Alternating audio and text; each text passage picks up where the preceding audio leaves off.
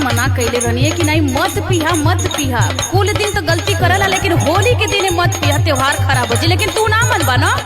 I don't know. बोलबा तू ढेर। I don't know.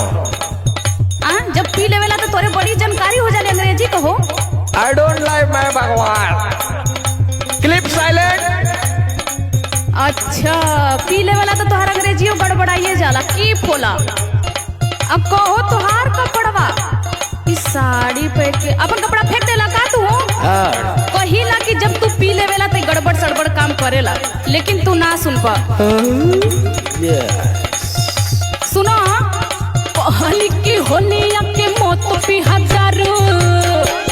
अरे भांग भी खिला दिए थे सर, और उसके ऊपर राम जी बर्फी वाले के यहाँ से जखनिया के यहाँ से बर्फी खिला दिए। कहली की होली के मौत पी हजारू, बाकी चटके लतारू तो हर चटके लतारू।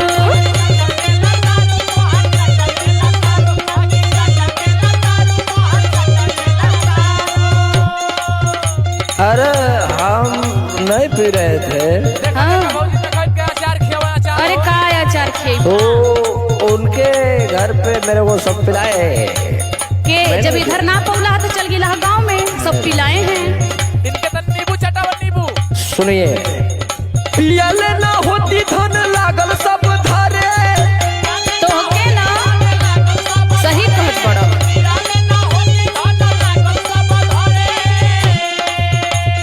पियाले ना होती धन लागल सब धारे, प्रधान जी के घरे, प्रधान जी के घरे।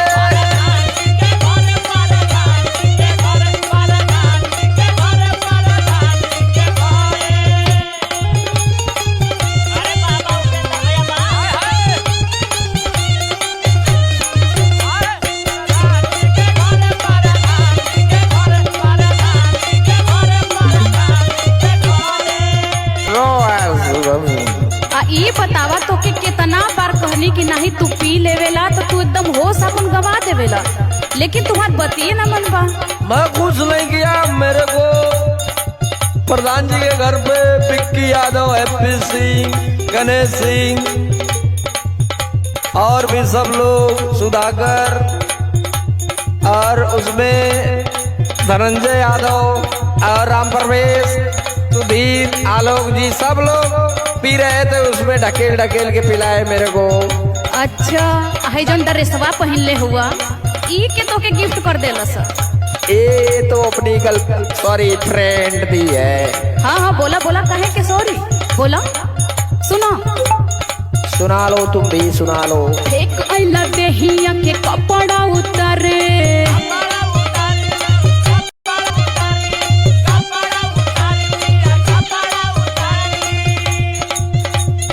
और न तो पहन के नाचत बड़ा सड़े।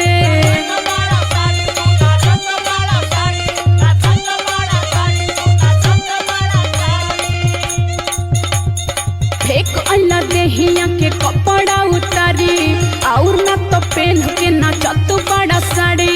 इहे मन करता उठाई ले झाड़ू, जीव घुसिया देले बड़ा तू।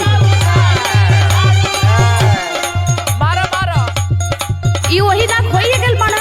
अरे पता कोई हाथ नहीं उठाएगा, कोई हाथ नहीं उठाएगा। निगरे पियता ना निगरे भौजी। अरे वो हम जानत तानी भैया, हम जानत ना नहीं के इहे मन करता उठाई ले झाड़ू तो हर चटके लतारू, रोज चटके लतारू।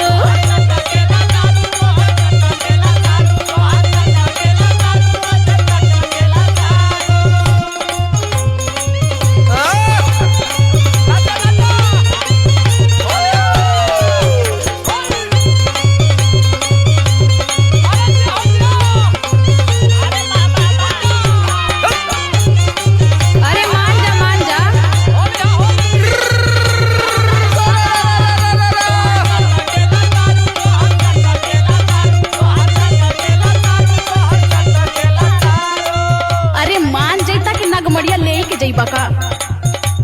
अरे मेरा बीन कहाँ है, बीन? अच्छा मैं सपेरा हूँ, सपेरा। हम जाना था नहीं सपेरा होगा पी ले बड़ा ना। अरे जवन मनोज भैया के संगत भइल बा, भौजी की आदत खराब हो गइल बा। अरे हम पगला गइल बानी एकदम, का बताई आलोक तो भैया संगवे रहत पड़े। इनके। मेरा मैं नहीं पी रहा था, नहीं पी रहा था। हाँ, कैसे पी लेला बतावा। वो मनोज भैया डिस्टर्ब किए। खाली जाना तू हम का करत रही, का करतला हो? बैठ के चिकना खात रहे। अच्छा तो पीला कैसे?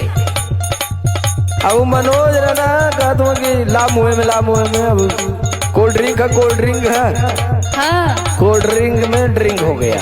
अच्छा। घर आवत रही एक पैक मारी,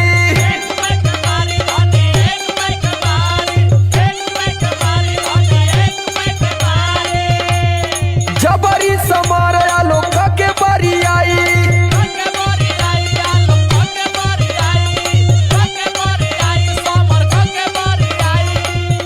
और तुमको बताएं मेरे ड्रिंक में हाँ, शक्ति ने बियर मिला दिया, बियर। तो तू देखला ना। अब वो लड़ गया, लड़ गया। अच्छा सुना, बोलो। घर आवत रही एक पैक मारी, जबरी समार आलोक